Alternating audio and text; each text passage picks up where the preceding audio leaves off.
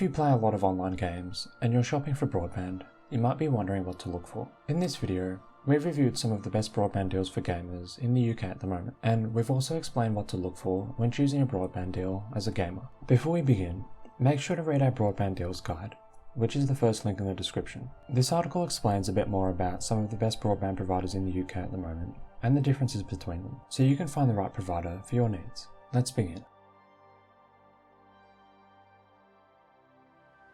So as a gamer, what should you look for when buying broadband? The most important thing is going to be having a low ping. If you play online games a lot, you probably already know this, but the lower your ping, the less lag you'll experience. It just means you're able to send and receive data from game servers more quickly, giving you a more responsive experience. Unfortunately, most fibre broadband providers can give you a ping of less than 15 milliseconds at the moment. As long as you get fibre broadband, there shouldn't be much difference in the ping you'll get between different providers. The most important thing is the router you use, and whether you're plugged into it with an Ethernet cable, instead of using Wi-Fi. But with the right router, you can still get a good experience over Wi-Fi, if it's not really feasible to plug into the router directly. For example, on a Nintendo Switch, or an Xbox or PlayStation that's a long way away from the router. We'll explain which providers have the best routers for gaming later in this video. The second thing it can be helpful to have as a gamer is fast download speeds. Fast download speeds won't make your gaming experience any different. It's all about your ping really. But having fast download speeds can be really helpful if you're often downloading new games or patches for existing games that you own.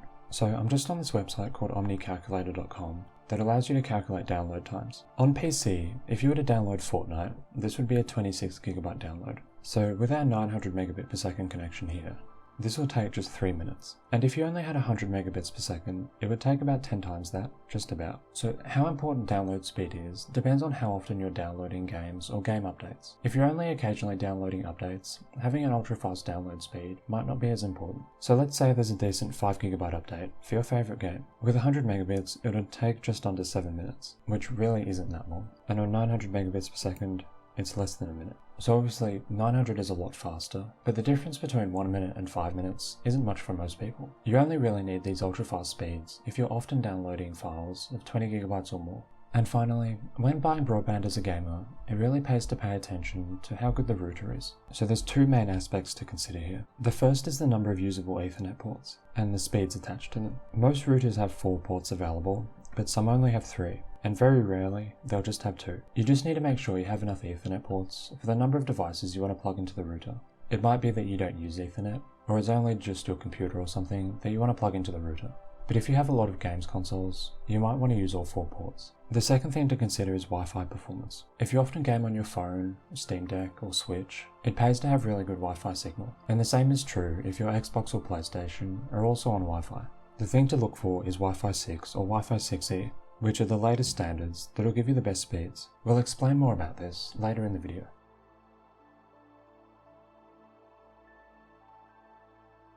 So the first broadband provider we recommend looking at as a gamer is EE. They offer fast speeds, low ping, and a really good router. They have a good range of plans, allowing you to choose the speed that meets your needs. And there's even a 1.6 gigabit option in some areas, which is almost a faster speed than any other provider offers at the moment, except for a few. With this speed, a 50 gigabyte download would take just 4 minutes, although it is a bit expensive. But generally, EE's monthly costs are very competitive when you put them up against the likes of BT and Sky, especially given that you get their Smart Hub Plus router on all of their deals. This router comes with Wi-Fi 6 by default, which not a lot of providers' default routers do at the moment. So if you're often gaming on your phone or your Switch on the other side of the house from the router, this is really good to have. Wi-Fi 6 generally offers good signal, even at long distances, keeping your latency low. And speaking of latency, you should generally get a ping of less than 15 milliseconds with all of these plans. Maybe going a bit higher than that if you're on Wi-Fi at long distance, but generally no more than 25 milliseconds to nearby servers. There's also no upfront fees, which is nice, although this can change depending on the plan and the promotions EE are currently running. Make sure to click the link in the description to come to the EE website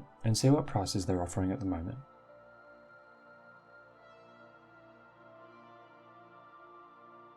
So Vodafone offers even faster speeds and better Wi-Fi than EE, but they are a bit more expensive. You can get up to 2.2 gigabits in some areas, although there are also cheaper 500 and 900 megabit options as well. And Vodafone generally offers really good latency, normally below 10 milliseconds when wired into the router. And you'll normally get a similar sort of ping to that, even on Wi-Fi. Just because it comes with Wi-Fi 6E, which is an even better standard than Wi-Fi 6. If you get their Pro 2 plan, you'll also get this mesh Wi-Fi system, helping ensure you get good coverage, even if you have a large house. Just make sure you choose a Pro 2 package to ensure you get the best possible Wi-Fi signal, although Vodafone's default router is also pretty good, just not quite as good as this setup with the mesh Wi-Fi extensions. Similar to EE, there's a 24-month contract and no upfront fees. And you can see, while Vodafone's Pro 2 plans are a bit more expensive, you can see here it's about £10 more per month just to get the extra Pro 2 benefits like the better router. But this price is not too unreasonable, given what you're getting, and given the speeds and latency on offer from Vodafone. Just note that 2.2 gigabits isn't available everywhere. At this postcode we tried, you can only get up to 910. And another little benefit about Vodafone is you can get a discount if you're a pay monthly mobile customer with them. This can generally save you at least £80 to £100 over the life of the contract, which is a nice little bonus if you're already with Vodafone Mobile.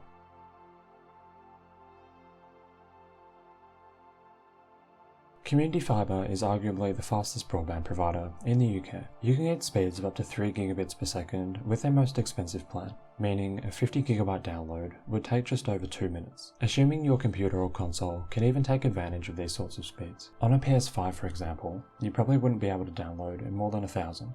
Community Fibre is also really good when it comes to latency. Under good conditions, you'll get less than 15 milliseconds, and some of their customers have gotten below 5, as you can see here. And you can expect similar sort of results over Wi-Fi, thanks to the Wi-Fi 6 router they send to new customers. If you pay a bit more, you can also get Community Fibre to guarantee good Wi-Fi coverage throughout the house. But this probably isn't worth paying more for if you're only in a flat or a small to medium-sized household. You can choose between a 24 and 12-month contract with Community Fibre, which is quite nice, and their prices are really competitive. If you paid BT this much money per month, you'd probably only get a 100 megabit download speed, not a gigabit. And unlike most other major providers, Community Fibre doesn't increase your prices mid-contract, so you'll pay this exact amount until the contract expires, and there's no upfront fees either. So why don't we recommend Community Fibre more highly? The only real downside to this provider is they're only available in Greater London. They do have quite a large footprint, they're not a small company, but they're only available in London and surrounding areas, so a lot of the country can't get Community Fibre at the moment. If you're in London, make sure to click the link in the description to go to the Community Fibre website and see if you can get their service at your address. Hyperoptic is sort of similar to Community Fibre in that they're a smaller provider that focuses on fast, full fibre broadband. They're not available everywhere, but you can get Hyperoptic broadband in more areas than Community Fibre. Basically, their coverage is centred around major cities. This includes London, but also other areas like Manchester, Liverpool, Cardiff, Birmingham, Edinburgh, Glasgow, and other cities. Their top speeds aren't as fast as Community Fibre at 900 megabits per second, but their latency is really good, and unlike most other providers, they give you the option of a monthly rolling contract if you want, although it is a decent bit more expensive to do this, and there is an upfront fee on most of their deals, although this can change depending on the promotions they're running. The one issue with Hyperoptic is their router isn't as good as what some other providers are offering. They say they'll send a router, but don't guarantee that it's Wi-Fi 6, and you have to pay an extra monthly cost to get their Wi-Fi add-on, which gives you a mesh system to ensure better signal. However, given what they cost, the speeds they offer, and the fact there's no mid-contract price rises, Hyperoptic is still definitely worth considering for gamers. Make sure to click the link in the description to see if Hyperoptic is available in your area on their website. Plusnet is worth looking at if you want fast, low latency broadband for the lowest possible price. They're owned by BT, so their packages are sort of similar to what you get on the BT website, just their monthly costs are a lot lower. You can get up to 900 megabits per second, which is pretty good for a cheap provider, and from our testing, a latency below 15 milliseconds is pretty normal when plugged into the router. But the router is probably the biggest downside to Plusnet. It's only Wi-Fi 5, so its Wi-Fi speeds aren't as good as what you'd get with EE or Vodafone's router. If you play a lot of mobile games or have consoles connected to Wi-Fi, you might want to upgrade this router, or choose EE or Vodafone instead. But it can still be quite workable, especially if you have a small house, and Plusnet's monthly costs are hard to beat, unless a provider like Community Fibre is available in your area. Make sure to click the link in the description to go to the Plusnet website and see if their prices are competitive when you're considering buying. So in conclusion, unless you want to save as much money as possible, EE or Vodafone are really good choices for gamers. They offer fast speeds, low latency, and really good routers. And if you're in London, Community Fibre is also definitely worth checking out. Remember, click the link in the description to read our broadband deals guide. to learn more about these providers and the differences between them. And if you have any questions about choosing a broadband provider, leave a comment below and we'll help out.